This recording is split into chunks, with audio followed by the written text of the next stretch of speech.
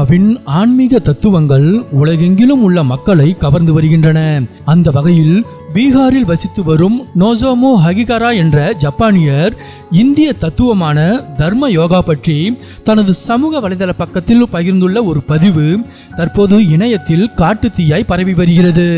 தர்ம யோகாவை இந்தியாவில் தான் கற்றுக்கொண்ட மிகவும் சக்தி வாய்ந்த தத்துவங்களில் ஒன்று என்று விவரித்துள்ள நோசோமு ஹகிகாரா தனது சமூக வலைதள பக்கத்தில் ஒரு வீடியோவை பகிர்ந்துள்ளார்.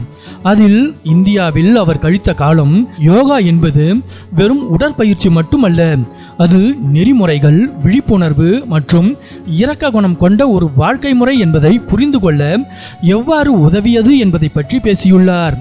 இந்த நாட்டில் இருந்து நான் கற்றுக்கொண்ட மிக சக்தி வாய்ந்த தத்துவங்களில் ஒன்று தர்ம யோகா.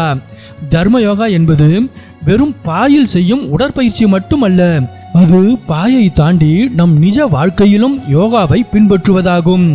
இது யோக சூத்திரங்களின் நெறிமுறைகளான குறிப்பாக சுய கட்டுப்பாடு மற்றும் ஒழுக்கம் ஆகியவற்றை பின்பற்றி அன்றாட வாழ்க்கையில் நேர்மையுடனும் இரக்கத்துடனும் வாழ்வதை வலியுறுத்துகிறது என்று ஹகிகாரா தனது பதிவில் கூறியுள்ளார்.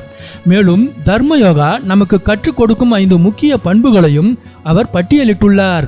அவை வன்முறையற்ற தன்மை, உண்மை பேசுதல், திருடாமை, மிதமான கட்டுப்பாடு, பேராசைப்படாமை ஆகியவை. தொடர்ந்து பேசிய அவர், யோகா என்பது உடலின் வளைந்து கொடுக்கும் தன்மையை பற்றியதல்ல, அது இதயத்தின் வளைந்து கொடுக்கும் தன்மையை பற்றியது.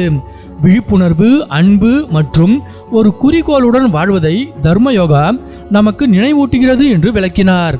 இருவேறு கலாச்சாரங்களை இணைக்கும் இந்த வீடியோவும் இந்திய தத்துவத்தின் மீது அவர் வைத்துள்ள ஆழமான மரியாதையும் பலரது பாராட்டுகளை பெற்றுள்ளது. ஹகிகாராவின் இந்த ஆன்மீக புரிதலை பலரும் பாராட்டி வருகின்றனர்.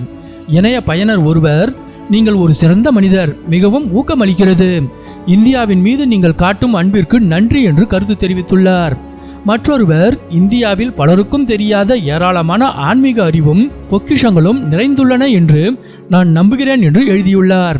நோசோமு ஹகிகாராவின் சமூக ஊடக சுயவிவர குறிப்பின்படி பீகாரில் அவர் ஒரு சமூக ஆர்வலராக பணியாற்றி வருகிறார்.